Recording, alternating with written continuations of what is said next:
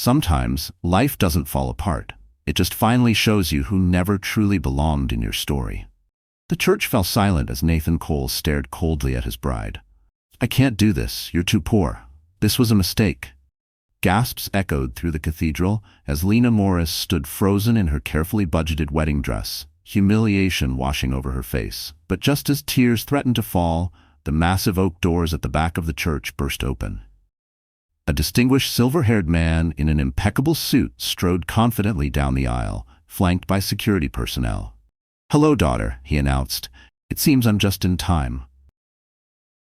Before we continue the story, let us know where you're watching from. The morning of her wedding day, Lena woke before her alarm. Sunlight streamed through the thin curtains of her modest one-bedroom apartment, illuminating the simple white dress hanging on her closet door. It wasn't designer. She'd found it at a sample sale, but she'd spent months searching for something that looked elegant without breaking her carefully managed budget. As she made her morning coffee, Lena glanced at the refrigerator door covered with colorful drawings from her kindergarten students. "Miss Morris is getting married," one had written in wobbly letters above a crayon stick figure in a white triangle dress. She smiled, running her fingers over the childish artwork. Her students were like family to her, something she'd created to fill the emptiness of her own fragmented childhood. Her mother Carolyn arrived an hour later with Lena's best friend and maid of honor, Tina. Carolyn's eyes welled with tears as she helped her daughter into the wedding dress. "Mom, don't start crying already," Lena laughed. "We'll never make it through the ceremony." "I can't help it," Carolyn dabbed at her eyes.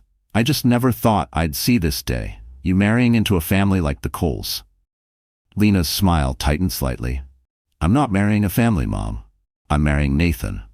Carolyn nodded quickly. "Of course, honey. I just meant such an opportunity." "Nathan loves me for who I am," Lena said firmly, adjusting her simple pearl earrings, a graduation gift from her mother years ago. "My background doesn't matter to him." Tina caught Lena's eye in the mirror, her expression hesitant. "Has his mother finally warmed up to you?" Lena busied herself with her veil. "Gloria Cole is who she is. She'll come around eventually."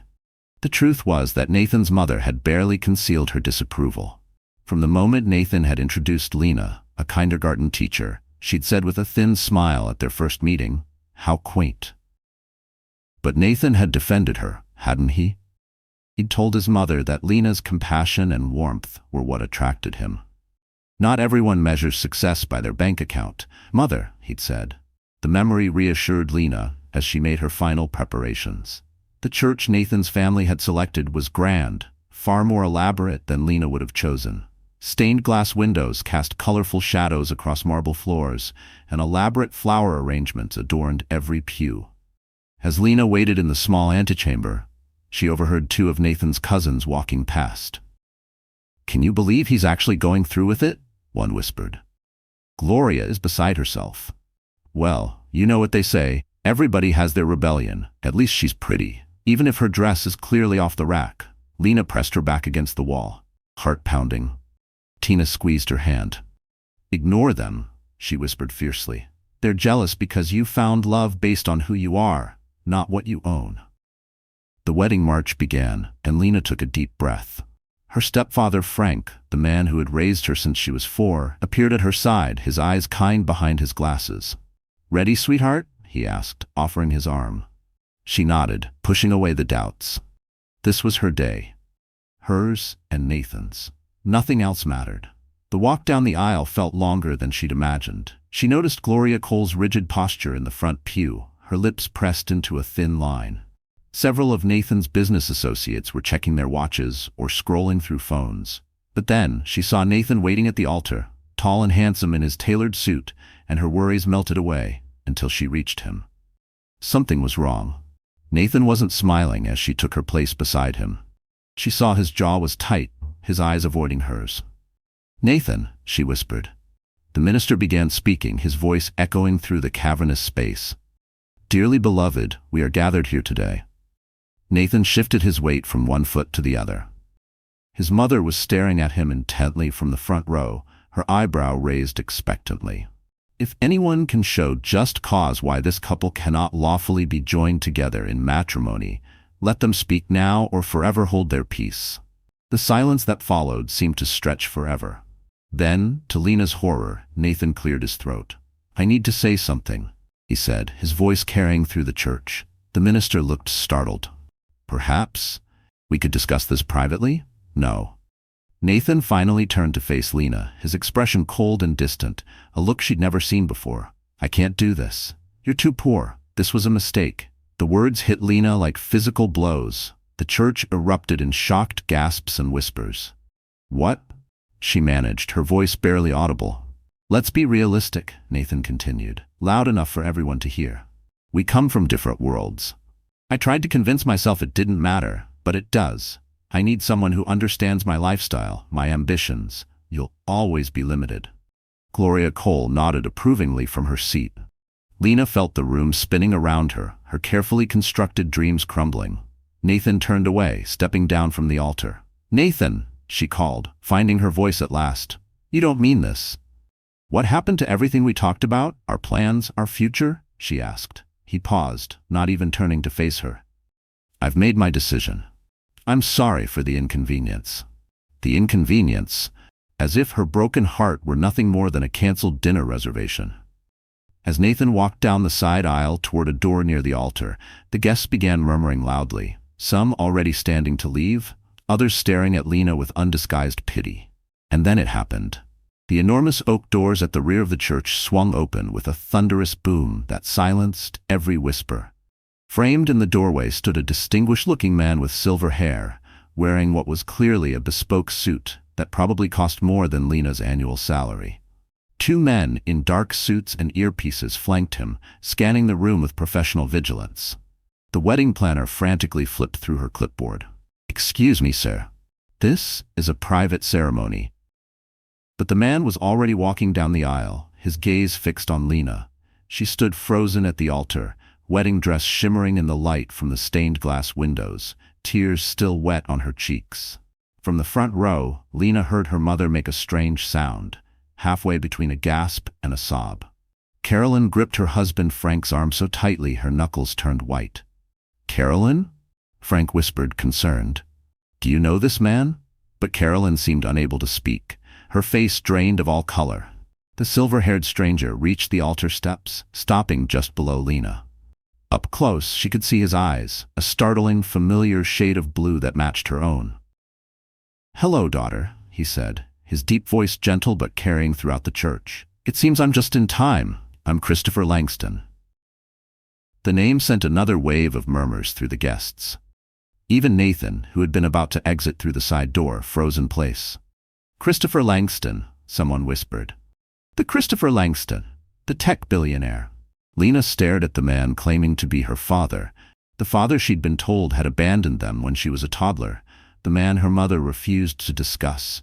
"I don't understand," she said, her voice trembling. "What are you doing here? How did you even know?" "I've been looking for you for a very long time, Lena," Christopher said, his expression solemn. "And it seems that today, fate finally decided to bring us together." Behind them, Nathan Cole slowly turned around, his eyes wide as he calculated what this meant. The woman he had just publicly rejected as too poor was apparently the daughter of one of the wealthiest men in the country. The church erupted into chaos. "Everyone out," Christopher's security team began ushering the stunned wedding guests toward the exits. "The family needs privacy."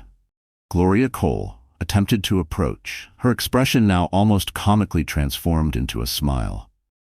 "Mr. Langston, what an unexpected pleasure. I'm sure there's been a terrible misunderstanding with my son." One of Christopher's security guards stepped smoothly between them. "Ma'am, please exit with the other guests." Lena stood rooted to the spot, her mind struggling to process the seismic shifts occurring in her life within the span of 10 minutes. She had been rejected at the altar and reunited with the billionaire father she'd never known. It was too much. "I think I need to sit down," she murmured, her knees buckling slightly. Tina rushed forward, helping her to a pew. Carolyn approached cautiously, her face ashen as she confronted the man she had clearly never expected to see again. "Christopher," she said softly, her voice strained. "After all these years, 25 years, 2 months and 16 days to be exact," Christopher replied, his tone neutral, but his eyes intense. "That's how long it's been since you disappeared with our daughter." Frank stepped protectively closer to Carolyn. "I think we all need to calm down." "I am calm," Christopher said, though the tension in his shoulders suggested otherwise. "I've waited over 2 decades for this moment." Lena found her voice at last. "Why now? Why here? Did you know about the wedding? Were you just waiting for the most dramatic moment possible to make your entrance?" Christopher's expression softened as he turned back to his daughter. "No, Lena. I've been searching for you for years. My investigators finally located you 3 days ago. When they informed me you were getting married today, I flew back from Singapore immediately. I had no idea what would happen at the ceremony.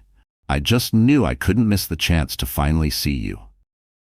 Nathan cleared his throat from where he stood, clearly reconsidering his hasty exit. "Lena, perhaps we should talk privately. There's clearly been a misunderstanding." Lena turned to him, anger cutting through her shock. "A misunderstanding? You called me too poor in front of everyone. You humiliated me at what was supposed to be the happiest moment of our lives. And now that you think I might have access to money, you want to talk?" Christopher's gaze hardened as he evaluated Nathan. "You're the groom, I presume, the one who just rejected my daughter for her perceived lack of wealth." Nathan straightened his tie nervously. "Sir, if I had known she was your daughter." "Then what?" Christopher cut him off. "You would have treated her differently? Loved her more? Been kinder?" He shook his head in disgust. "Thank you for showing your true character before she made the mistake of marrying you." The church was nearly empty now, only Lena's immediate family and Nathan remaining, along with Christopher and his security team. In the sudden quiet, Lena turned to her mother. "Did you know?" she asked, her voice breaking. "Did you know who my father really was?" Carolyn's eyes filled with tears. "Lena, please understand. Things were complicated between Christopher and me." "Complicated?" Christopher interrupted. "Is that what you call taking our child and disappearing in the middle of the night?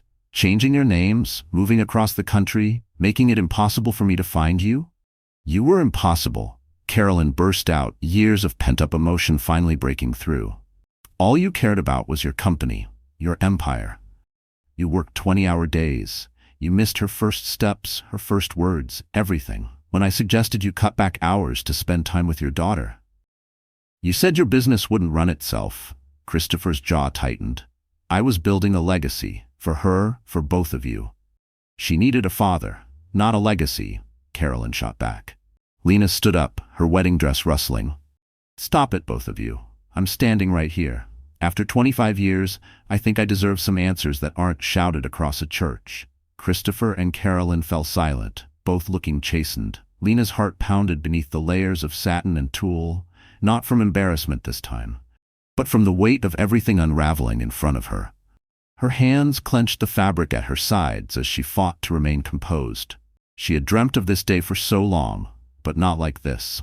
The scent of lilies, the stained glass flickering in the corner of her eye, the hush of the pews. It all seemed surreal, like a set for someone else's story. "Perhaps we should continue this conversation somewhere more private," Frank suggested gently. "The church staff will want to close up." Nathan took a tentative step forward. "Lena, I think we should," she finished for him. Her voice was steady and cold. "Leave? You've made your position very clear, Nathan. Nothing has changed." She glanced at Christopher, then back at Nathan. "I was too poor 10 minutes ago, and finding out who my father is doesn't change who I am." Nathan began to protest, but one of Christopher's security guards moved closer, taking the hint. Nathan nodded stiffly and headed for the door, pausing only briefly to say, "I'll call you tomorrow when things have settled down." Lena didn't flinch. She stood rooted to the altar, not as a jilted bride, but as a woman who had just reclaimed the power stripped from her. His words could no longer define her. After he left, Christopher turned to Lena. "I have a car waiting outside. We could go somewhere to talk, anywhere you'd like." For the first time, Lena noticed vulnerability beneath her father's composed exterior. Despite his wealth and power, he was nervous, afraid she might reject him. And in that moment, she realized they were both fragile. Two people caught between past regrets and fragile hope. She wasn't ready to forgive, but she could offer honesty. Let's go to my apartment, she decided. It's small, but it's my home. Christopher nodded. I'd be honored. 30 minutes later, Lena had changed out of her wedding dress into jeans and a sweater. Her tiny living room was crowded with Christopher, Carolyn, Frank, and Tina. Everyone perched awkwardly on mismatched furniture. A painful silence hung in the air. So Lena said, finally, I'm guessing you didn't just lose my phone number for 25 years. Christopher's lips curved in a sad smile. You have my sense of humor, I see. He took a deep breath. The truth is complicated, but you deserve to hear all of it. Your mother and I met when she was working as an executive assistant at my first tech company.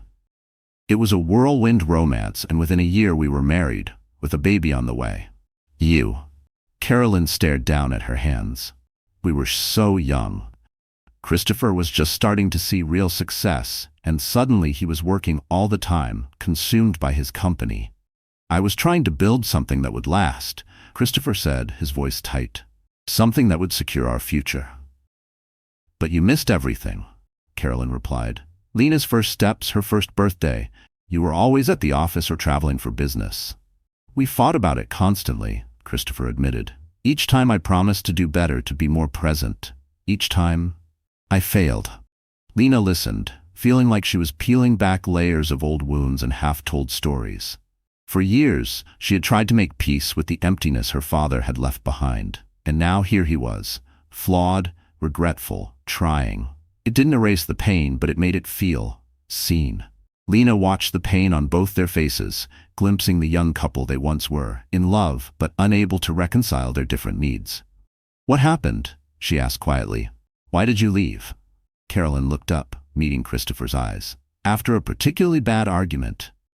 You threatened to seek full custody if I kept interfering with your work. Christopher winced. It was said in anger. I never meant it, but I believed you would do it. Carolyn continued. You had the money, the power, the connections. I was terrified of losing my daughter. So one night, while you were on a business trip to Singapore, I packed our things and left. I changed our last name from Langston to Morris, my mother's maiden name. We moved from California to Arizona, then eventually to New York. I hired private investigators, Christopher said, turning to Lena. For years, I looked for you both, but your mother was thorough. New identities, no contact with mutual friends.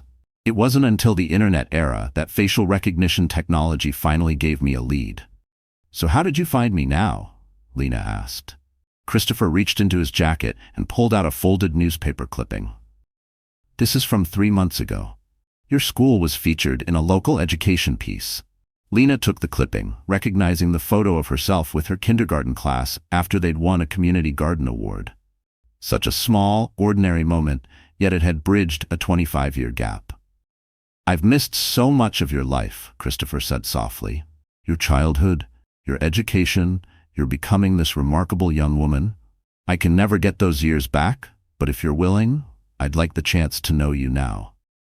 Carolyn looked at Lena with mixed emotions. Her eyes were full of love, but also fear.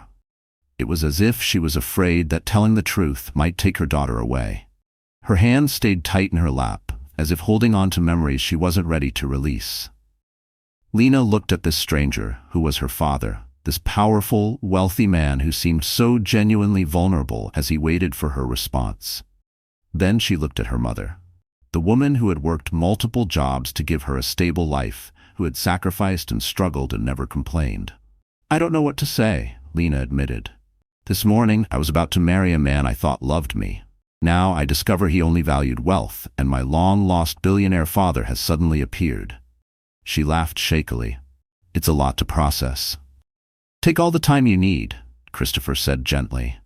I've waited 25 years. I can wait longer if necessary.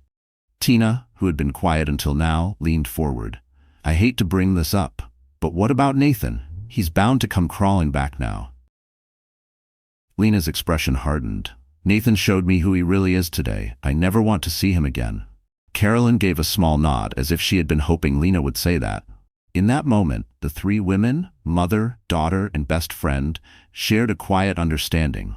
They had all felt betrayal in different ways. But even as she said the words, her phone lit up with an incoming call. Nathan's name flashed on the screen. Christopher raised an eyebrow. That didn't take long. Lena silenced the phone. He can wait. Right now, I have 25 years of questions for you. And for the next several hours, that's exactly what they did. Talked, cried, laughed occasionally, beginning the long process of building a bridge across the decades that had separated them. Christopher told stories of his childhood in London, his travels for work, and how he had chased big dreams but missed simple moments. Lena listened carefully. Sometimes she nodded, sometimes she cried.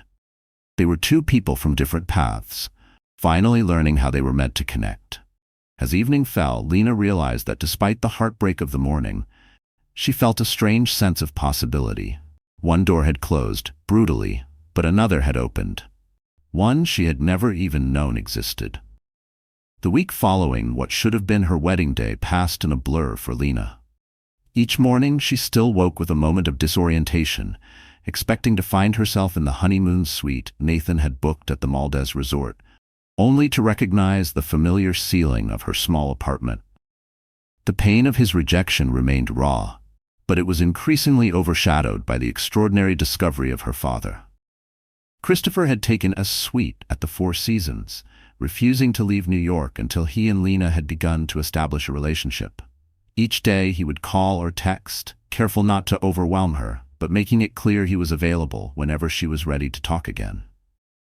Lena started journaling, something she hadn't done in years. She wrote about questions she still had, about forgiveness, and about something new, peace. The strange kind of peace that comes from knowing your real father had never stopped searching for you. Nathan was less restrained. He called constantly, left voicemails ranging from apologetic to demanding, and even sent an enormous arrangement of roses that took up half of Lena's small living room. The card says he wants to explain, Tina noted, reading the message while Lena watered her houseplants, deliberately ignoring the floral monstrosity. He says it was pre-wedding jitters and a momentary lapse of judgment. Interesting timing for his change of heart, Lena replied dryly, right after he discovered who my father is. What are you going to do about him? Tina asked, tossing the card into the trash where it belonged. Eventually I'll have to talk to him, but not yet.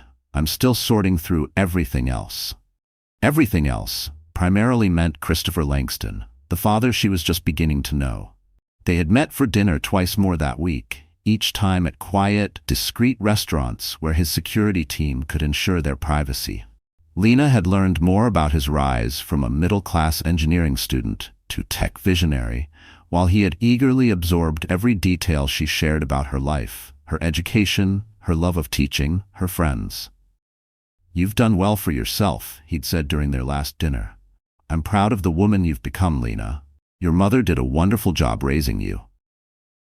The genuine admiration in his voice had touched her. Despite his wealth and power, Christopher never made her feel that her career choice was insignificant or that her modest lifestyle was something to be ashamed of, unlike Nathan and his family. On Friday morning, Lena was preparing her classroom for the day when her phone rang. Christopher's name appeared on the screen. "Good morning," she answered, balancing the phone as she arranged finger paints on the art table. "Good morning, Lena," Christopher's deep voice replied. "I hope I'm not interrupting your preparations." "Just setting up for a messy art project. 25-year-olds with paint. What could go wrong?" His warm chuckle made her smile. There was something surreal about discussing kindergarten finger painting with a billionaire tech mogul, but Christopher always seemed genuinely interested in her day-to-day life. "I was calling to make you an offer," he said. "I need to return to my home in the Caribbean tomorrow. Business matters I can't postpone any longer. I was wondering if you might consider joining me there next weekend. I could send the jet for you on Friday after school, and you could stay until Sunday evening." Lena nearly dropped a jar of blue paint. "Your private jet?" "It would be the simplest arrangement," Christopher said, as casually as if he were offering to send an Uber.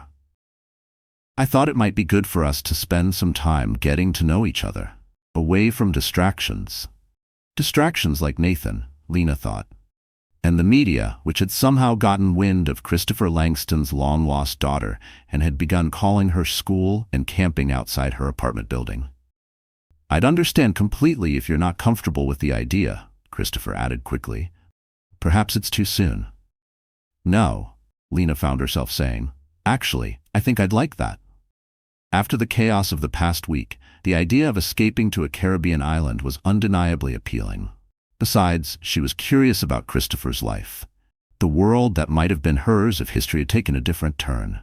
Wonderful. The genuine pleasure in his voice was unmistakable. I'll have my assistant Eleanor send you all the details. After they hung up, Lena stood motionless in her colorful classroom, trying to process the reality that next weekend she would be flying on a private jet to visit her billionaire father in the Caribbean. How had her life transformed so completely in the span of a week? Her contemplation was interrupted by a knock at the classroom door. When she turned, she found Nathan standing there, impeccably dressed in one of his designer suits, holding yet another bouquet. "Nathan," she said flatly, "I'm preparing for my class. You shouldn't be here." He stepped inside anyway, closing the door behind him. "Lena, please, you've been ignoring my calls. I just need 5 minutes to explain. Why you publicly humiliated me at our wedding. Why you called me too poor in front of everyone." The anger she'd been suppressing all week flared up. "There's nothing to discuss." "I panicked," Nathan said, his handsome face contrite.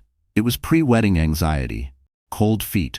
Whatever you want to call it, I made a terrible mistake, and I've been paying for it every minute since."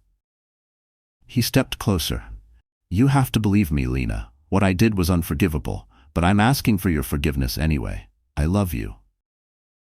Lena studied him, the man she had been prepared to spend her life with just a week ago. He looked sincere, his eyes pleading, but she couldn't help noticing how he kept glancing at his watch. A new one, she noted, even more expensive than the luxury timepiece he usually wore. "Is there somewhere you need to be?" she asked pointedly. Nathan blinked, then quickly covered the watch with his sleeve. "No, of course not. You're my priority, Lena. You've always been my priority." "Really?" "Because last Saturday your priority seemed to be making sure you didn't marry someone who didn't meet your financial requirements." He winced. "I told you, I wasn't thinking. Clearly it was a momentary madness." "And your mother's approval had nothing to do with it? I saw her nodding when you walked away from me." Nathan sighed dramatically. "My mother has always been difficult. You know that. But I've told her, in no uncertain terms, that you're the woman I love, and she needs to accept that." "What changed her mind, I wonder?" Lena asked. "Could it be that I'm suddenly Christopher Langston's daughter?" "That's not fair," Nathan protested, though his eyes shifted away from hers. "Look, does it matter why she's finally ready to welcome you to the family? The important thing is that she is." Before Lena could respond, the door opened, and her students began streaming in, chattering excitedly as they hung up their backpacks and greeted their teacher. Nathan stepped back, clearly frustrated by the interruption. "We need to finish this conversation," he said. "Have dinner with me tonight. Please, Lena, give me a chance to make this right." Looking at the children's eager faces as they discovered the finger paints, Lena found clarity. These kids judged people by how kind they were, not by what was in their bank accounts. "They've taught me a lot, Nathan, including how to recognize what truly matters." She handed him back the flowers. "I have to start class now. Please don't come here again." His expression hardened momentarily before he forced a smile. "You're upset. I understand. I'll call you this weekend when you've had more time to think." After he left, Lena turned her attention to her students, pushing thoughts of Nathan aside. She loved these moments, 20 bright young minds exploring colors and textures, creating with uninhibited joy. Their laughter and concentration grounded her, reminding her of what she valued most in life.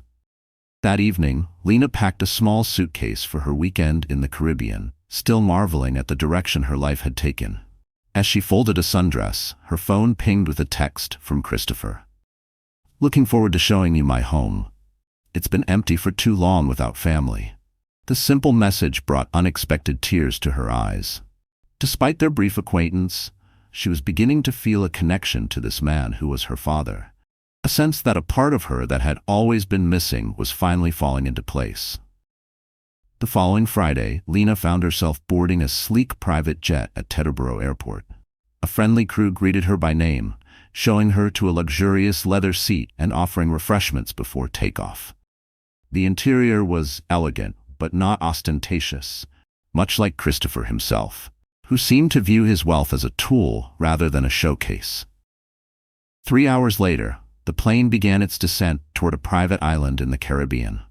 As they approached, Lena gasped at the view from her window. Crystal blue waters surrounding a lush green island with a sprawling compound nestled along one pristine beach. "Welcome to Ella Langston, Miss Morris," the pilot announced. "Current temperature is 82 degrees with clear skies. Mr. Langston is waiting for you at the main house." The plane touched down on a private airstrip, and as Lena descended the stairs, she was struck by the warm, fragrant air, so different from New York in early spring. Christopher was standing beside a vintage Land Rover, his face breaking into a wide smile when he saw her. "You made it," he said, stepping forward to greet her. There was an awkward moment when neither was sure whether to hug or shake hands, but Christopher gently took her weekend bag. "How was your flight?" "Definitely the most comfortable flying experience of my life," Lena admitted, following him to the vehicle. "Though I kept feeling guilty about having that entire plane just for me." Christopher laughed. "The plane was making the trip regardless. I have executives flying back and forth from New York constantly. We just made sure you were the only passenger." As they drove along a winding coastal road, Lena took in the breathtaking scenery. "This place is incredible," she said. "How long have you had it?" "I purchased the island about 20 years ago," Christopher replied, his eyes on the road. "It was around the time I'd finally accepted that finding you and your mother might take much longer than I'd hoped. I needed a sanctuary, somewhere to retreat when the search became too painful." Lena felt a pang at the reminder of all the years they'd lost. Despite her initial skepticism about his story, each interaction with Christopher had convinced her that he truly had spent decades looking for her, that he had never willingly abandoned her, as she'd been led to believe. They rounded a bend, and the main house came into view, a sprawling, elegant structure with wide verandas and floor-to-ceiling windows that captured the ocean views. It was grand without being imposing, and as they pulled up to the entrance, several staff members emerged to greet them. "Welcome home, Mr. Langston," a woman in her 60s said warmly before turning to Lena. "And welcome to you, Miss Morris. I'm Eleanor, your father's chief of staff.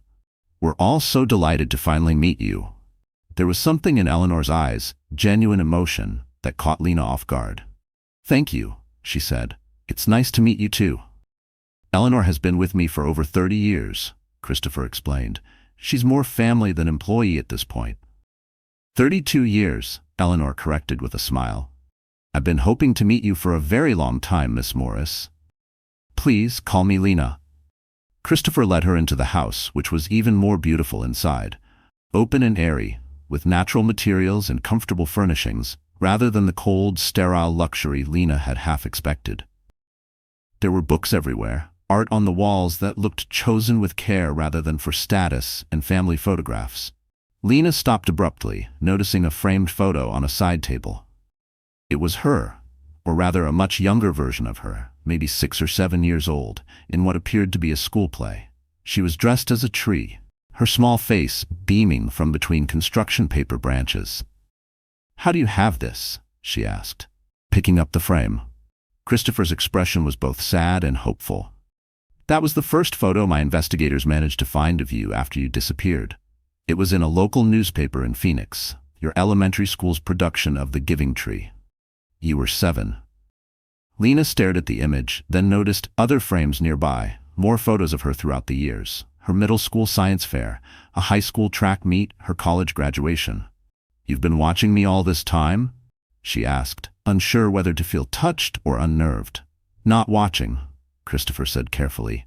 "Finding moments whenever I could. I was never close, never interfering, just making sure you were okay. Collecting pieces of the life I was missing." He hesitated. "I know it might seem strange, even intrusive, but these photos kept me going when the search seemed hopeless." Lena set down the frame, emotions warring within her. "I need a minute to process this." "Of course," Christopher said quickly. "Would you like to see your room? You can rest before dinner, if you'd like." The guest suite was beautiful, a serene space with a private terrace overlooking the ocean. After Christopher left her to settle in, Lena sat on the edge of the king-sized bed, trying to reconcile the man she was coming to know with these new revelations. There was something both comforting and disquieting about discovering she had never been as alone as she'd thought. That somewhere, her father had been collecting traces of her life, keeping her in his heart despite their separation. After freshening up, Lena decided to explore the house before dinner. As she wandered down a hallway lined with bookshelves, she noticed a door that was slightly ajar. Curious, she pushed it open and froze. The room before her was unlike any other in the house. Where the rest of the home was open and bright, this space felt like a shrine. The blinds were partially drawn. The walls were covered with a timeline, photographs, newspaper clippings, documents, all connected with red string. In the center was a map with dozens of pins marking locations across the country. But what truly stopped Lena's heart was the collection of wrapped presents stacked carefully along one wall. Dozens of them, each labeled with her name and a date. Birthday gifts, she realized. 25 years of birthday gifts that had never been delivered. I see you found the room. Lena turned to find Eleanor in the doorway, her expression gentle. What is this place? Lena asked, though she already knew the answer. Your father calls it the heart room, Eleanor said, stepping inside. It's where he kept everything related to you. The investigation files, the photos we managed to obtain, the timeline of your movements over the years. She gestured to the presents. And those? He bought you a birthday gift every year, hoping he would find you in time to give it to you. When he didn't, he saved them. Lena approached the stack of presents, her fingers brushing over the careful labels. Each one represented a year of her life, and a year of her father's waiting. He never gave up, Eleanor continued. Even when everyone, including his lawyers and some of our board members, told him to move on. He just kept searching. Why would the board care about his personal life? Lena asked. Eleanor's expression shifted slightly. That's complicated. Your father is an intensely private person, but his company is very public. When you establish a trust and succession plan for a corporation worth billions, all sorts of people develop opinions about your personal choices. Succession plan? Lena repeated. You mean, who inherits the company? Until a week ago, the plan was quite settled, Eleanor said carefully. But now that you've been found... She trailed off, seeming to regret having said this much. That's really your father's business to discuss with you. When he's ready, I've already said too much. Before Lena could press further, they heard Christopher calling her name from the main living area. We should join him for dinner, Eleanor said, moving toward the door. But Lena, you should know something. Your appearance in your father's life has unsettled certain expectations. Be careful who you trust, including people from your past, who might suddenly find you more interesting now. The warning sent a chill down Lena's spine. You mean Nathan? Eleanor's expression remained neutral. I simply mean that your father's world comes with complexities you haven't had to navigate before. Wealth attracts opportunists, something Christopher learned the hard way long ago. Lena nodded slowly, but her thoughts were spinning. Her mind was full of questions, like small puzzle pieces flying everywhere. She thought about the perfect handshakes and fake hugs rich people often use like a skill. She had grown up around simple, honest people. This new world was exciting, but also full of things to be careful about. With that cryptic statement, she gestured for Lena to follow her to dinner, leaving the heart room and its revelations behind them. But as they walked down the long hallway, Lena glanced back one last time. The door had closed, but in her mind, she could still see the tower of wrapped presents, the red strings stretching across the walls like veins of longing. It felt like she had stepped out of someone else's story and into her own. There was pain, yes, but also something close to awe. For the first time, she understood just how deeply she had been missed. Outside, the ocean waves whispered against the rocks. It reminded Lena that no matter how many years had passed, a piece of her life had always lived here, inside her father's quiet hope that she would one day return. Dinner was served on a terrace overlooking the ocean, the table illuminated by lanterns that swayed gently in the evening breeze. The food was exquisite but unpretentious. Fresh seafood, tropical fruits, dishes that celebrated the island's resources rather than imported luxuries. Throughout the meal, Christopher asked Lena about her teaching, her friends, her interests, seeming to absorb every detail with genuine fascination. In turn, he shared stories of his own life, painting a picture of a man driven but lonely, successful in business, but missing what mattered most to him. "I built this company thinking I was creating a legacy for my family," he said, as they lingered over dessert. Only to discover that without the family, the legacy meant nothing. Lena held her glass of fruit juice and turned it slowly in her hand, watching the lantern light dance across the surface. She thought of her students, the way they sometimes asked, "Miss Lena, where are your parents?" Now, for the first time, she had an answer. Not just for them, but for herself. Lena looked at him, the man who had once been a ghost in her life. Now here he was, sharing papaya slices and childhood regrets. Her heart felt full and hollow at once, full of new connection, hollow with years lost. But despite everything, she didn't feel bitterness, just a quiet longing for more of this, more evenings without secrets, more stories without sadness. Later that night, Lena stood on her private terrace, watching moonlight shimmer across the Caribbean. Her phone buzzed with a text. It was from Nathan. "I miss you. I made a mistake. I love you, not your net worth. Please come home so we can start over." She stared at the message, thinking about Eleanor's warning. Was Nathan truly repentant, or was he just another opportunist drawn to the Langston fortune? And more importantly, what did it say about their relationship that she even had to wonder? She remembered how Nathan had looked at the wedding, his eyes empty and cold, until he learned her father was a billionaire. Back then, she had doubts. Now, she was sure. A week ago, that message might have shaken her. Now it felt like static, meaningless. She thought of the folders filled with her pictures, the stack of unopened birthday gifts, and the quiet way her father had looked at her when she laughed. Those were things that couldn't be faked. Nathan's love had a price tag.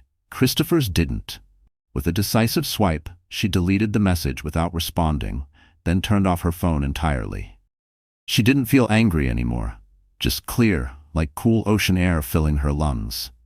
Nathan was part of the past, and she had no plans to carry him into the next chapter of her life. Whatever complications her new relationship with Christopher might bring, one thing was becoming increasingly clear. She deserved better than a man who had only valued her when he thought she came with a financial advantage. Behind her, the vast house glowed warmly against the night sky, her father's sanctuary, and perhaps someday a place where she too might belong. For the first time since that devastating moment at the altar, Lena felt a spark of gratitude for Nathan's rejection. If he hadn't abandoned her that day, she might never have discovered the truth about her past or glimpsed the possibilities of her future. The weekend at Christopher's Island passed too quickly. By Sunday evening, as Lena prepared to return to New York and her classroom of kindergartners, she felt a genuine reluctance to leave. In just 2 days, she and Christopher had begun building a relationship that felt increasingly natural, connecting over shared interests, discovering similar traits, and gradually filling in the enormous blank spaces in each other's lives. "You'll come back soon?" Christopher asked as they stood beside the waiting jet. "Perhaps for a longer stay during your summer break?" "I'd like that," Lena replied, surprised by how much she meant it. "And you'll visit me in New York?" "Try to keep me away," he smiled, then hesitated before adding, "Actually, I'll be there next week for several board meetings. Perhaps we could have dinner. And if you're comfortable with the idea, I'd like to introduce you to some of my colleagues." Lena raised an eyebrow. "You want to show me off to the board?" "Not show you off," Christopher corrected gently. "But yes, introduce you. You're my daughter, Lena, the most important person in my life. It's time people know that." The sincerity in his voice touched her deeply. After a moment's hesitation, she stepped forward and hugged him, their first real embrace. Christopher seemed momentarily stunned before wrapping his arms around her, holding her with a careful tenderness that spoke volumes about his fear of pushing too fast. "I'll see you next week then," she said as they separated. "Just let me know when and where." During the flight back to New York, Lena found herself reflecting on Eleanor's warning about people who might now find her more interesting. The most obvious example was Nathan, who had continued his campaign of calls, texts, and elaborate flower arrangements throughout the weekend. But as she settled back into her apartment and her teaching routine, she noticed other more subtle changes. A parent at her school who had barely acknowledged her before suddenly invited her to join the board of an exclusive charity. The landlord, who had been indifferent about fixing her leaky faucet, now responded to her maintenance request within hours. Even the barista at her local coffee shop eyed her with new curiosity when she ordered her usual simple latte. Word had spread, it seemed. The humble kindergarten teacher was now Christopher Langston's daughter, and that changed everything. Nathan was waiting outside her classroom when she finished teaching on Wednesday afternoon. He looked immaculate as always, though she noticed dark circles under his eyes that his carefully maintained tan couldn't quite conceal. 5 minutes, he said before she could object. That's all I'm asking for. Too tired to argue, Lena nodded, leading him to a small conference room where they could speak privately. I've been thinking about what happened, Nathan began immediately. Not just at the wedding, but everything leading up to it. I let my mother's expectations influence me in ways I'm not proud of. Your mother didn't make you abandon me at the altar, Lena pointed out. You did that all on your own. Nathan winced. I know there's no excuse for how I treated you. But Lena, we had 2 years together, 2 good years. Does one terrible mistake erase all of that? It wasn't just a mistake, Nathan. It was a revelation of character. She studied him, noticing how he kept checking his luxury watch, a nervous habit she'd never paid much attention to before. Why are you really here? Lena asked. Is it because you miss me, or because you discovered I'm Christopher Langston's daughter? That's not fair, Nathan protested. I loved you before I knew who your father was. And yet you called me too poor and walked away from our wedding. Those don't sound like the actions of a man in love. Nathan leaned forward, his expression earnest. I panicked. The commitment, the finality of it all, it overwhelmed me. I fixated on our different backgrounds as an excuse because I was too cowardly to admit I was simply afraid of marriage itself. He reached for her hand. But losing you has shown me what really matters. I want another chance, Lena. A fresh start. There was such sincerity in his voice that for a moment, Lena hesitated. They had shared good times, vacations, laughter, plans for the future. Was she being too harsh, too unforgiving? Then she remembered the cold look in his eyes as he'd rejected her at the altar, and the calculating interest that had replaced it when Christopher appeared. Some betrayals cut too deep for second chances. I'm sorry, Nathan. We're over. Please respect that. And stop contacting me. His jaw tightened momentarily before he nodded and rose to his feet. I understand. You need more time. I'll be patient, Lena. What we had is worth fighting for. After he left, Lena sat alone in the conference room, troubled by his persistence. There was something almost desperate in his determination. Something that didn't align with the Nathan she thought she'd known. It was as if he couldn't accept that she might truly walk away, that his charm and good looks wouldn't eventually win her back.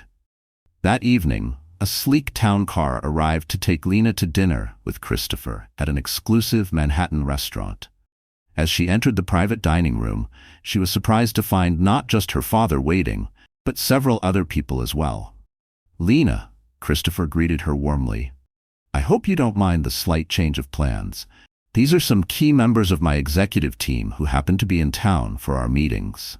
Over the next 2 hours, Lena met a parade of polished, articulate professionals, Christopher's chief legal counsel, his CFO, his head of global operations. Each greeted her with seemingly genuine pleasure, though she couldn't help noticing the assessing looks that accompanied their smiles. One man in particular stood out, Victor Kingsley, introduced as Christopher's protege and executive vice president. In his early 40s, with sharp features and watchful eyes, Victor's handshake lingered a moment too long as he studied her. The resemblance is remarkable, he commented. You have Christopher's eyes. Exactly. How extraordinary that fate has brought you back into his life after all these years. There was something in his tone, a tightness beneath the smooth words, that put Lena instantly on guard. Yes, she replied simply. Quite extraordinary. As dinner progressed, Lena observed the dynamics at the table with growing interest. The executives clearly respected Christopher, but they also watched him carefully. Adjusting their comments based on his reactions, Victor in particular seemed attuned to Christopher's every gesture, often finishing his sentences or reinforcing his points. Victor has been my right hand for nearly 15 years, Christopher explained, noticing Lena's attention. He joined the company straight out of business school and has been on a meteoric rise ever since. Many consider him my presumptive successor. At the word successor, Lena noticed a subtle shift in the room's atmosphere. Victor's smile tightened, almost imperceptibly, while the CFO and legal counsel exchanged quick glances. Of course, Christopher continued, recent events may necessitate some reconsideration of our long-term strategic planning. He smiled at Lena. Family has a way of reshaping priorities. The implications of this statement weren't lost on anyone at the table, least of all Victor, whose knuckles whitened around his water glass. For the first time, Lena fully understood Eleanor's warning. Her appearance in Christopher's life hadn't just filled a personal void, it had disrupted a carefully established corporate succession plan. After dinner, as Lena prepared to leave, Victor approached her by the coat check. "It was a pleasure meeting you, Miss Morris," he said smoothly. "Christopher speaks of nothing else these days. It's remarkable how quickly you've become the center of his world." "We're just getting to know each other," Lena replied carefully. 25 years is a lot of catching up to do." Victor nodded, his smile not reaching his eyes. "Indeed. And Christopher is nothing if not thorough when he sets his mind to something. I imagine he's already discussing the company with you, your potential role in its future." "Actually, no," Lena said truthfully. "We've focused on personal matters so far." "How refreshing," Victor murmured. "Though if I may offer some friendly advice, corporate governance and succession planning are complex areas with significant legal and fiduciary implications. It would be unfortunate if Christopher's understandable emotional response to finding you led to hasty decisions that might not serve the company's best interests." Before Lena could respond to this thinly veiled warning, Christopher appeared beside them. "Ready to go?" he asked, placing a protective hand on her shoulder. His eyes, however, were fixed on Victor with an unreadable expression. In the car afterwards, Lena asked, "Is Victor always so intense?" Christopher chuckled, though without much humor. "Victor is brilliant, dedicated, ambitious. He's helped build Langston Global into what it is today, and for that, I'll always be grateful." He paused. "But yes, he can be intense, especially when he feels his position might be threatened." "Threatened by me?" Lena asked incredulously. "I'm a kindergarten teacher, not a corporate executive." Christopher's expression softened. "You're my daughter, Lena, my only child. In Victor's mind, that changes everything." He hesitated before adding, "There's something else you should know. The board has scheduled a press conference for next month where I was planning to officially announce you as my daughter and heir." "Heir?" Lena repeated, startled. "Christopher, I appreciate the sentiment, but I don't know the first thing about running a global corporation. I'm happy teaching 5-year-olds their ABCs. Of course, and I would never push you into a role you didn't want," Christopher assured her. "But by publicly acknowledging you as my daughter, certain legal realities automatically come into play regarding inheritance and succession, regardless of your interest in an active role." Lena frowned, processing this information. "And this would affect Victor's position?" "Let's just say it would introduce variables to a future that Victor had previously considered quite settled." A chill ran down Lena's spine. Victor, a man she barely knew, was suddenly becoming a big part of her new life. He wasn't clearly an enemy, but he didn't feel like a friend either. He was someone powerful, someone watching. The following weekend, Lena met Tina for brunch at their favorite cafe. After catching up on regular life matters, Lena shared her concerns about Victor and the unexpected corporate politics she'd been thrust into. "I never asked for any of this," she sighed. "I was just starting to enjoy getting to know my father as a person. Now, suddenly, I'm in the middle of some succession drama straight out of a TV show." Tina lowered her voice. "Speaking of drama, have you heard from Nathan lately?" "He's still sending daily messages, though I've stopped responding," Lena replied. "Why?" "Because I saw something interesting on Instagram yesterday." Tina pulled out her phone, scrolling quickly before turning the screen toward Lena. "My cousin's girlfriend works at Meridian Capital, the firm that finances most of Nathan's real estate developments. According to her, Nathan's company is in serious trouble. They've lost several major investors in the past month, and they're scrambling to avoid bankruptcy. Lena stared at the social media post, a cryptic complaint about supposedly successful developers who were actually running on fumes. While it didn't name Nathan directly, the timing was suspicious. "You think that's why he's suddenly so desperate to reconcile?" she asked. "Because he needs money?" Tina shrugged. "I'm just saying. The timing is interesting. He dumps you for being too poor, then discovers you're a billionaire's daughter, right as his company is facing financial collapse. That's quite a coincidence." Lena sat in silence. It felt like a puzzle was coming together in her head, the kind her students loved to solve. At first, the pieces were scattered.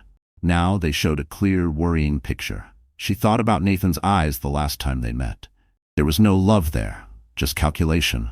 Troubled by this revelation, Lena decided to do some investigating of her own. That evening, she began searching online for information about Nathan's recent projects. Most news articles portrayed his developments as successful and innovative, but digging deeper, she found concerning patterns, construction delays, permit issues, and indeed, several reports of investor pullouts. She even found a small article on a local finance blog. It described a project that had been stopped halfway through, blaming poor fund management and possible misuse of investor money. Nathan's name wasn't in the story, but the company mentioned was definitely his. Her phone lit up with a text from Nathan. "Missing you tonight? Dinner tomorrow? There's something important I want to discuss." She stared at the message. No anger, no sadness, just a sharp kind of clarity. What's important? For her? For him? Or for his worried investors, waiting for a miracle? The next day, after her students had gone home, Lena was erasing the chalkboard when she heard a knock at her classroom door. Expecting the janitor, she turned to find Victor Kingsley standing in the doorway. "Mr. Kingsley," she said, unable to hide her surprise. "This is unexpected." "Please call me Victor," he replied, stepping into the classroom and glancing around at the colorful artwork and alphabet charts. "Charming space, so different from the corporate boardrooms I'm used to." "What can I do for you?" Lena asked, keeping the counter between them. There was something unsettling about Victor's presence in her classroom, worlds colliding in a way that felt invasive. "I thought we should have a frank conversation, away from Christopher's watchful eye," Victor said. "He's a remarkable man, your father, brilliant, visionary, but sometimes his personal feelings cloud his business judgment." "And you're here to make sure that doesn't happen?" Lena guessed. Victor smiled thinly. "I'm here because I've dedicated 15 years of my life to Langston Global. I've sacrificed relationships, health, personal interests, everything to help build Christopher's vision into reality." He picked up a small clay sculpture one of her students had made. "I was there during the company's darkest days, when we nearly went bankrupt. I helped Christopher rebuild, restructure, and emerge stronger. I've earned my place as his successor." "That's between you and my father," Lena said firmly. "It has nothing to do with me." "But it does," Victor countered, setting down the sculpture. "Because Christopher is planning to announce you as his heir at next month's press conference. A kindergarten teacher, with no business experience, no understanding of our corporate structure, suddenly positioned to potentially control billions of dollars and thousands of employees' livelihoods." "I haven't asked for any of this," Lena insisted. "Perhaps not explicitly," Victor acknowledged, "but your very existence threatens the stability of everything we've built. Unless, of course, we can find a reasonable accommodation." "What kind of accommodation did you have in mind?" Victor's expression grew calculating. "You want a relationship with your father. That's understandable, but you don't need to disrupt the corporate succession plan to have that. Sign a simple agreement waiving certain inheritance rights related to company control, and I'll personally ensure Christopher still provides generously for you. Everyone wins." The audacity of his proposal left Lena momentarily speechless. "Let me get this straight," she finally said. "You want me to sign away rights I didn't even know I had, to protect your position, before I've even had a chance to understand what those rights entail?" "I'm offering you a clean solution before things get complicated," Victor replied, his tone hardening slightly. "Christopher's health isn't what it once was. stressful situations could be problematic for him. The implied threat was unmistakable. Are you suggesting my presence in his life is harmful to him? I'm suggesting that corporate power struggles can be extremely stressful, Victor said, even when they involve family. Especially when they involve family. Before Lena could respond, another figure appeared in the doorway. Nathan, holding yet another bouquet. Lena, I was hoping. He stopped abruptly upon seeing Victor. I didn't realize you had company. The two men assessed each other with immediate wariness, like predators encountering an unexpected rival. Something in their mutual recognition struck Lena as odd, too familiar for men who should have been strangers. Do you two know each other? She asked, looking between them. No, they answered simultaneously, then exchanged quick glances. Mr. Kingsley was just leaving, Lena said pointedly. And Nathan, I've told you to stop coming to my workplace. Victor straightened his already perfect tie. Think about what I said, Miss Morris. Some decisions need to be made before the press conference, for everyone's benefit. With a curt nod to Nathan, he left the classroom. As soon as he was gone, Nathan stepped forward. What was that about? What press conference? Nothing that concerns you, Lena replied, taking the flowers and placing them on a counter without enthusiasm. Why are you here? I've been thinking about us, he began, his expression earnest. About fresh starts and second chances, about how sometimes fate gives us an opportunity to rebuild something better than before. He reached into his pocket and pulled out a small velvet box. Lena Morris, will you marry me again? But for real, this time. Lena stared at the ring, larger and more ostentatious than the one he'd given her before. You can't be serious. I've never been more serious, Nathan insisted. Look, I know I hurt you. Badly. What I did was unforgivable, but I'm asking for forgiveness anyway. We can start over. Elope somewhere tropical, just the two of us. No families, no pressure, just love. As he spoke, Lena noticed his eyes darting repeatedly to his watch. The same nervous habit she'd observed before. Only this time, she saw what appeared to be a text notification light blinking on its face. A smartwatch disguised as a luxury timepiece. Who are you communicating with right now? She asked abruptly. Nathan blinked. What? No one. I was just checking the time. On a watch that's receiving messages? Lena stepped back, pieces suddenly clicking into place. You know Victor Kingsley, don't you? That's who you're communicating with. Right now. That's ridiculous, Nathan scoffed, though his hand moved to cover the watch. I've never met the man before today. But Lena's mind was racing, connecting dots she should have seen earlier. Nathan's real estate company facing financial trouble, Victor feeling threatened by her appearance in Christopher's life, the two men's oddly familiar tension in the classroom. How long have you known who I really was? She asked quietly. That I was Christopher Langston's daughter? I don't know what you're talking about, Nathan insisted, but his eyes shifted away. The same tell he'd had when lying about forgetting their anniversary last year. Get out, Lena said, her voice shaking with anger. Get out, and don't come back. After Nathan left, Lena sat at her small teacher's desk, her mind whirling with suspicions but lacking concrete proof. On impulse, she called Tina. I need your help, she said when her friend answered. How good are your social media investigation skills? Legend level, Tina replied without hesitation. What am I looking for? Any connection between Nathan Cole and Victor Kingsley from Langston Global? Photos at the same events, mutual contacts, anything. On it. Give me until tomorrow. That night, Lena received a call from Christopher. I was wondering if you'd join me for dinner on Saturday, Christopher said. There's something important I need to discuss with you. Is everything okay? Lena asked, concerned by the serious note in his voice. Just some matters that would be better addressed in person, Christopher replied. Eleanor will send a car for you at 7. When Saturday arrived, Lena was surprised when the driver took her not to a restaurant but to a medical building in Midtown Manhattan. Concerned, she followed signs to a private cardiology practice on the top floor, where she found Christopher waiting in a luxurious reception area. I'm sorry for the unusual setting, he said, kissing her cheek in greeting. I had my regular checkup today and Dr. Brainer suggested I might want to share the results with you. A distinguished older man in a white coat approached, extending his hand.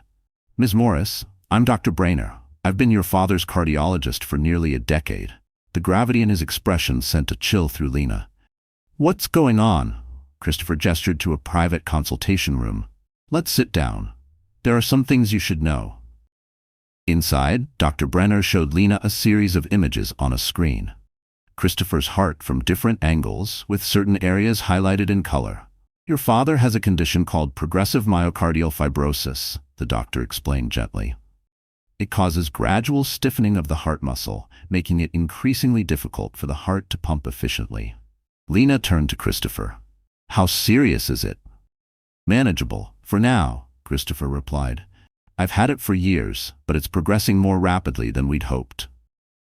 Without intervention, Dr. Brenner continued, the condition would typically give Christopher about 12 months of relatively normal function before more severe symptoms develop. And with intervention? Lena asked, her mouth dry.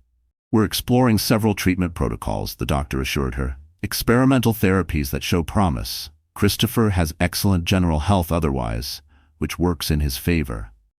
After the doctor left them alone, Lena sat in stunned silence.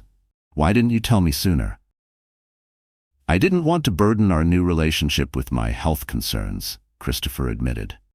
We were just getting to know each other, finding our way as father and daughter. But with the press conference approaching and certain business matters needing attention, I realized you needed to know the complete picture. Is this why Victor is so concerned about the succession plan? Lena asked. Because he knows you're ill? Christopher nodded. Victor is aware of my condition, as are key board members. It's partly why the succession plan was so firmly established, to ensure stability for the company in case my health deteriorated suddenly. He reached for her hand. But finding you has changed everything, Lena, not just personally, but in terms of my legacy. I don't want your legacy, Lena said, her eyes filling with tears. I want more time with my father. We've already lost 25 years. Christopher squeezed her hand. And we'll have more time. I'm not giving up, Lena, but I need to be practical as well. There are decisions to be made, preparations to consider. Later that evening, as Lena returned to her apartment, she found Tina waiting outside her door, tablet in hand and excitement on her face. You're not going to believe what I found, she said as soon as they were inside. It took some serious digging, but there's definitely a connection between Nathan and Victor Kingsley. Tina pulled up a series of images. Screenshots from social media, database records, archived news articles. Here's a photo from a charity golf tournament, 3 years ago, before you even met Nathan. He's in the background of a group shot with Victor. That could be coincidence, Lena said, though her stomach nodded with suspicion. Sure, Tina continued, showing another image, but this isn't. This is from a real estate conference 2 years ago, right around when you started dating Nathan. And look who's speaking on a panel together. The photo clearly showed Nathan and Victor sitting side by side at a business forum. There's more, Tina added grimly. I found financial records showing that Meridian Capital, the firm that's financing Nathan's developments, has significant investment ties to a venture capital group where Victor Kingsley sits on the advisory board. Lena sank onto her couch, the implications washing over her. Are you saying Nathan knew who I was all along? That he pursued me because of my connection to Christopher? I can't prove intent, Tina admitted, but the timing is suspicious. Nathan's company started receiving major financing around the same time he coincidentally met you at that community center volunteer event. The community center. Lena suddenly remembered something odd. How Nathan, a successful developer with no previous history of volunteering, had shown up precisely when she was scheduled to help with the children's reading program. At the time, she'd found it charming that such a wealthy, handsome man would give his time so generously. Now it seemed calculated. Her breath caught in her throat. A memory once wrapped in sweetness now unraveled into something sharp and cold. Her mind flipped through months of moments. Every tender word, every reassuring smile, tainted now by the possibility that it had all been part of a strategy. I need to see his apartment, Lena said suddenly. What? Why? Because if Nathan has been working with Victor all along, there might be evidence in his home, Lena replied. And I still have a key. An hour later, they stood outside Nathan's luxury condo. Are you sure about this? Tina whispered as Lena inserted the key. This feels like crossing a line. He crossed the line when he humiliated me at our wedding, Lena replied grimly. I just want the truth. Inside, the apartment was exactly as Lena remembered, impeccably decorated with the expensive minimalism Nathan had always preferred. They moved carefully through the rooms, uncertain what they were looking for, until Lena noticed Nathan's home office door was ajar. Inside, his normally pristine desk was covered with documents, and a laptop left open. Lena approached cautiously, feeling like an intruder despite her justified suspicions. Lena, look at this, Tina said, picking up a folder labeled Langston Initiative. Inside were photographs of Lena going back years, having coffee with friends, teaching at school, even meeting Nathan for the first time at the community center. Each photo was dated and annotated with details about her routine, connections, and personal habits. Oh my God, Lena whispered, her hand shaking. He was tracking me. She felt a sharp burn behind her eyes but forced the tears back. These weren't just photos, they were surveillance. A timeline of deceit disguised as courtship, and she had fallen for all of it. Below these, they found emails between Nathan and Victor spanning 3 years, discussing the target, planning the approach, and later strategizing about the wedding and Lena's integration into Nathan's life. As they read through the exchanges, a horrifying picture emerged. Nathan had been hired by Victor years ago to locate Lena, gain her trust, and eventually marry her, keeping her unaware of her heritage while reporting her activities back to Victor. The goal seemed to be preventing her from ever reconnecting with Christopher and asserting any claim to the Langston Empire. But the most disturbing document was a draft of what appeared to be a post-nuptial agreement, designed to be presented to Lena after their marriage. It contained provisions giving Nathan control over any inheritance she might receive, with a clause about management of assets in case of a spouse's incapacitation or death. He was going to marry me, take control of anything I inherited from Christopher, and then… Lena couldn't finish the thought. Her voice cracked under the weight of realization. The trust, the love, the future she had envisioned, all had been manipulated into a script written by someone else. She clutched the folder as if it could anchor her in a storm of betrayal. We need to go, Tina said urgently, taking photos of the documents with her phone, before he comes back. As they gathered the evidence, Lena noticed an appointment in Nathan's open calendar for that very evening. VK Strategy Discussion, 9 p.m. The current time was 8:45. They barely made it out of the building before Nathan's car pulled into the private garage. From across the street, they watched as Victor Kingsley arrived minutes later, entering the building with the confident stride of someone who'd been there many times before. We have to tell Christopher, Tina said as they hurried away. They've been plotting against both of you for years. Lena nodded, clutching the folder of evidence they'd taken.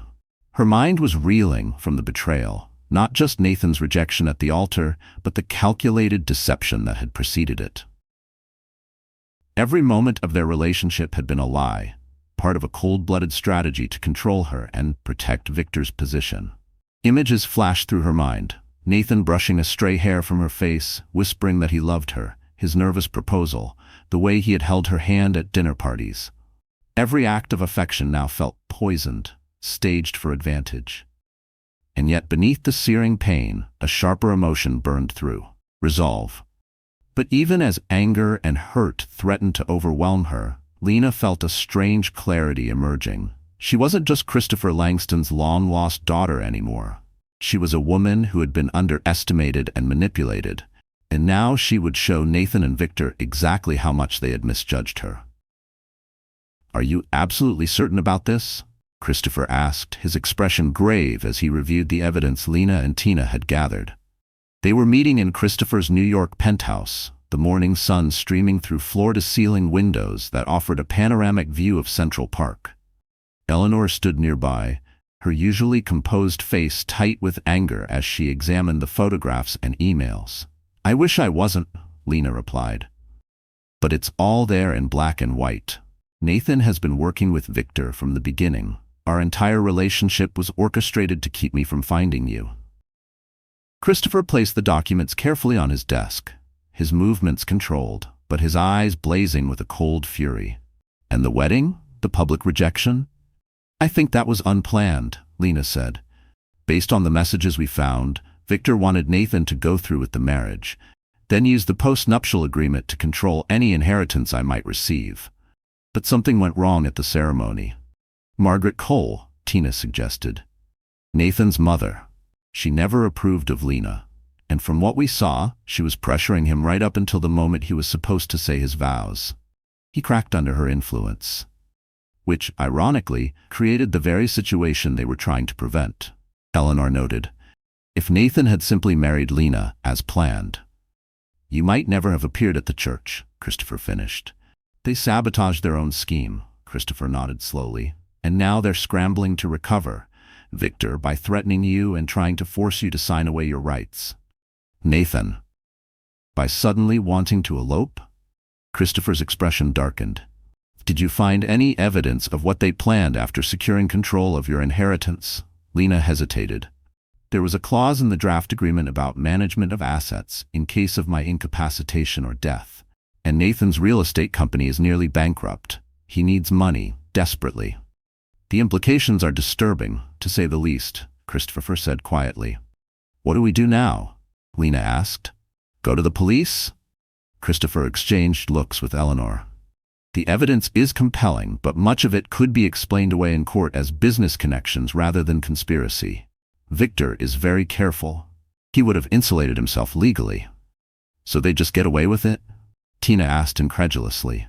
No, Christopher said, his voice suddenly hard with determination.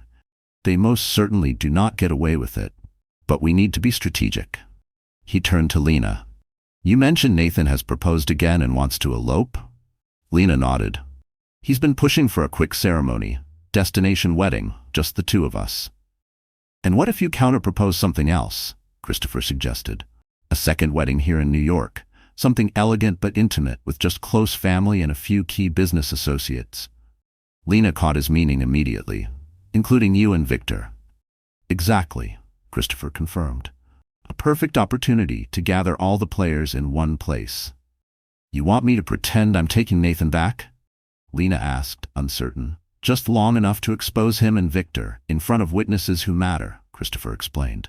The board members, key investors, legal counsel, people whose opinions could actually damage them, rather than a criminal case that might drag on for years with an uncertain outcome. Tina nodded slowly.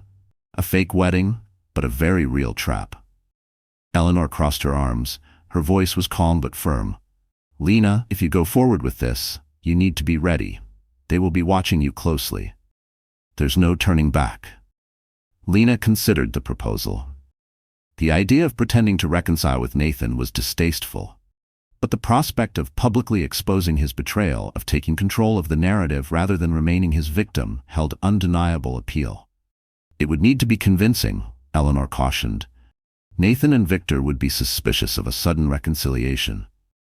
I can be convincing, Lena said, her resolve hardening. They've underestimated me from the beginning. They think I'm just a kindergarten teacher who's in over her head. It's time to show them exactly how wrong they are. Christopher placed a hand on Lena's shoulder. His eyes were full of pride and worry. You won't be alone in this.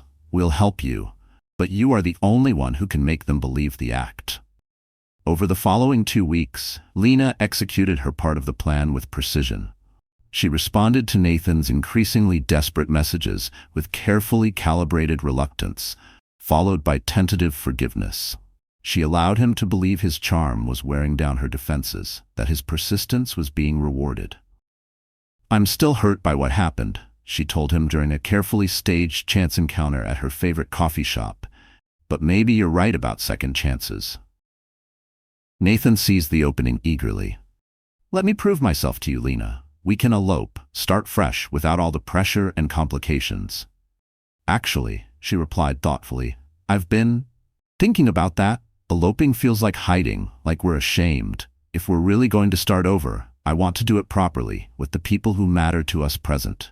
You mean, another wedding? Nathan asked, barely concealing his alarm. Something small and elegant, Lena assured him. Just close family and a few key friends, including my father, of course. Nathan's expression shifted subtly at the mention of Christopher, a flicker of calculation behind his earnest facade. Of course, if that's what would make you happy. It would, Lena confirmed, silently noting how quickly his desire for a private elopement disappeared once Christopher's attendance was promised. Meanwhile, Christopher prepared his side of the operation with the methodical thoroughness that had built his empire. Security personnel were briefed, legal documents prepared, and key board members discreetly informed of selected portions of what had been discovered. "We need to be surgical about this," he told Lena during one of their planning sessions. "The goal isn't just to expose Nathan Victor, but to do it in a way that leaves no room to recover or retaliate." For her part, Eleanor coordinated the wedding arrangements with her typical efficiency, securing the rooftop garden of a prestigious Manhattan hotel and handling the countless details such an event required, all while maintaining the secrecy of their true intentions. The morning of the second wedding arrived bright and clear, a perfect spring day in New York City. As Lena prepared in a suite at the hotel, Tina helped her into a dress that was worlds away from her first ill-fated wedding gown. Where that had been modest and carefully budgeted, this was a designer creation of Christopher's choosing, elegant, sophisticated, and subtly conveying the Langston wealth and taste. "How are you feeling?" Tina asked as she fastened the last button. "Strangely calm," Lena replied, studying her reflection. Like everything that happened, Nathan's rejection, finding Christopher, Rema discovering the plot, was leading to this moment. "Poetic justice," Tina nodded, "exposing them at a wedding, just like Nathan humiliated you at a wedding." There was a soft knock at the door and Christopher entered, impeccably dressed in a bespoke suit. He stopped at the sight of Lena, emotion briefly overwhelming his usual composure. "You look beautiful," he said quietly. "Thank you," Lena replied, suddenly shy.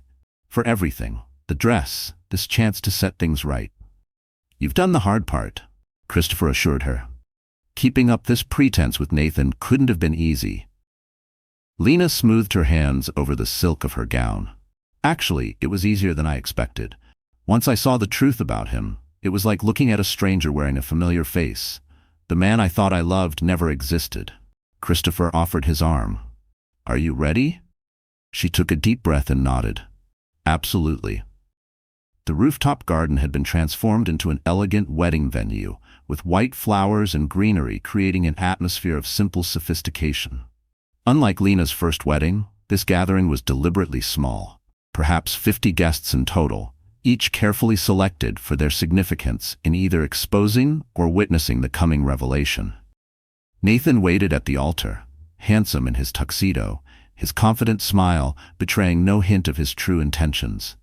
In the front row sat his mother, Margaret Cole, looking considerably more approving than she had at the first ceremony. Beside her was Victor Kingsley, his expression neutral, but his eyes watchful. The small orchestra began playing, and the guests rose as Christopher escorted Lena down the aisle. She could feel the weight of Victor's gaze as she approached, the silent calculation behind his polite smile. Nathan extended his hand as they reached the altar, and Lena allowed Christopher to place her hand in his. One final deception before the truth was revealed.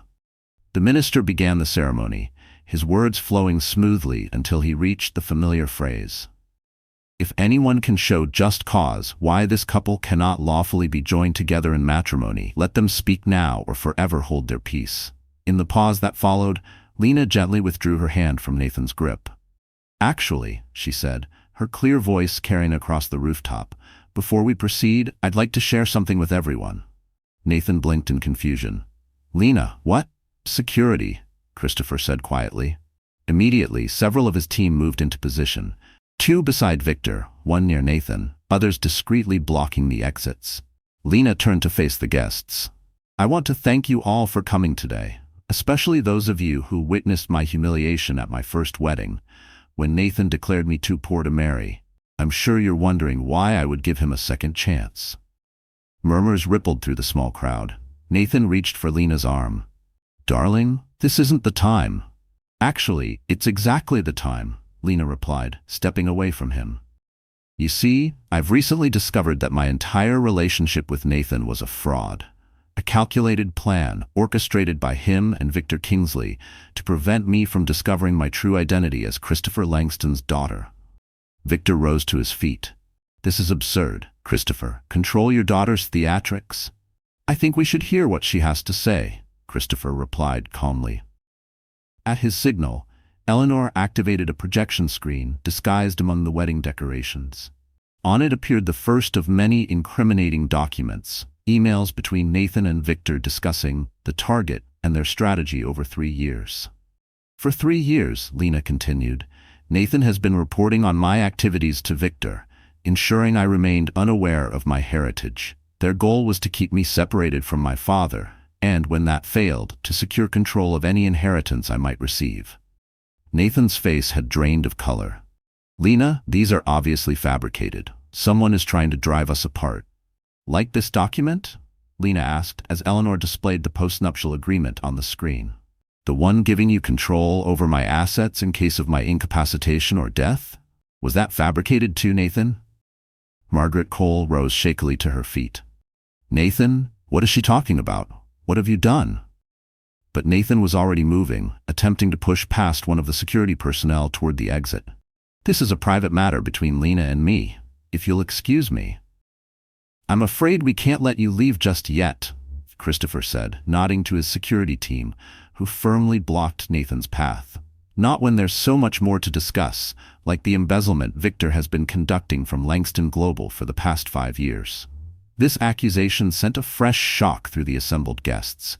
Victor's face contorted with rage. You have no proof of that. Actually, we do, Eleanor replied, advancing the slideshow to display financial records. Once we began investigating your connection to Nathan, we discovered irregularities in several offshore accounts linked to shell companies under your control. The forensic accounting team has prepared a comprehensive report for the board. Several of the board members present exchanged alarmed glances. The company's chief legal counsel was already reviewing the documents with intense concentration. Victor's composure shattered. This is a setup. Christopher, you've orchestrated this whole charade because you can't accept that your long-lost daughter isn't qualified to run your company. I've given you 15 years of my life. And I've compensated you generously for your service, Christopher replied evenly. But conspiring to manipulate my daughter, planning to control her inheritance through coercion, potentially even endangering her life, those aren't actions I can forgive or forget. Nathan, seeing his position growing increasingly untenable, changed tactics. Lena, he pleaded, whatever you think you found has been misinterpreted. I love you. I've always loved you. Victor may have approached me years ago, yes, but my feelings for you are real. Were they real when you called me too poor at the altar? Lena asked quietly. Or did they only become real when you discovered who my father was? You don't understand the pressure I was under, Nathan insisted. My company was struggling. My mother had expectations. You're right about one thing, Lena interrupted. I don't understand betraying someone I claim to love. I don't understand plotting to control their inheritance. And I certainly don't understand the kind of person who would value wealth over human decency. The guests were now openly murmuring, many recording the confrontation on their phones. Among them were several influential business journalists Christopher had specifically invited, ensuring the story would spread quickly through the right channels. Victor, seeing his carefully constructed future crumbling, made one last desperate attempt. The board won't stand for this, he shouted. I've been groomed as successor for a decade. Langston Global needs experienced leadership, not a kindergarten teacher playing at business. Actually, the chief legal counsel interjected. The board serves at the pleasure of the majority shareholder, which is Christopher. And as for succession, he's well within his rights to designate his daughter as his heir, regardless of her business experience. She could appoint experienced executives to run daily operations while maintaining ownership control. As security personnel began escorting Victor and Nathan from the rooftop, Nathan turned back to Lena with a sneer. You really were too poor, he snarled. Too poor in spirit to see what we could have built together. You're just like your father, choosing pride over power. Lena watched them go, feeling not triumph, but a quiet resolve. "You're wrong," she called after him. "I chose integrity over deception, and that's a kind of wealth you'll never understand." "You'll never understand." After they were gone, Christopher addressed the remaining guests. "I apologize for the unorthodox nature of this gathering.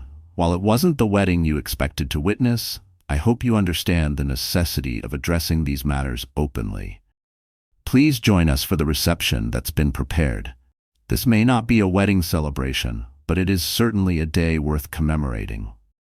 As the guests moved toward the reception area, many stopping to express support or sympathy to Lena, she found herself standing alone by the altar that had been meant for her second sham marriage. The irony wasn't lost on her. Twice she had approached this threshold, and twice the ceremony had been derailed. But this time she had been in control. Christopher approached, concern in his eyes. "Are you all right?" Lena smiled, surprised to find tears in her eyes despite her composure. "Yes, it's just a lot to process. 6 weeks ago, I was a kindergarten teacher, excited about marrying the man I loved. Now I've discovered my father, exposed a conspiracy, and publicly humiliated 2 men who tried to manipulate me. It's a lot of change to absorb." Christopher nodded thoughtfully. "Life rarely follows the path we expect. The question is what you want to do next." "That's the strange part," Lena replied. "For the first time in weeks, I actually feel like I know." 6 months later, Lena stood at a podium in the grand ballroom of the Langston Foundation headquarters, addressing the gathered crowd at the launch of her education initiative. The foundation, her foundation, would provide scholarships, resources, and support to underserved communities, with a special focus on early childhood education. "Some people measure wealth by bank accounts and possessions," she told the audience, "but true wealth lies in our connections, our compassion, and our ability to make a difference in others' lives." In the front row, Christopher sat watching his daughter with unmistakable pride. His health had stabilized under a new treatment protocol developed by leading researchers, funded, of course, by the Langston fortune. While his condition remained serious, doctors were now cautiously optimistic about his extended prognosis. After the presentation, as guests mingled and celebrated the foundation's launch, Lena spotted a familiar face among the catering staff, Nathan. Notably less polished than she remembered, serving champagne with a forced smile. Their eyes met briefly across the room. He quickly looked away. The public disgrace of his exposed schemes had permanently damaged his once promising career. Victor had faced more serious consequences. The evidence of embezzlement had been irrefutable, leading to criminal charges and civil lawsuits from Langston Global. Last Lena had heard, he was awaiting trial, his carefully constructed reputation in tatters. "Quite a turnaround, isn't it?" Tina commented, appearing at Lena's side and nodding toward Nathan.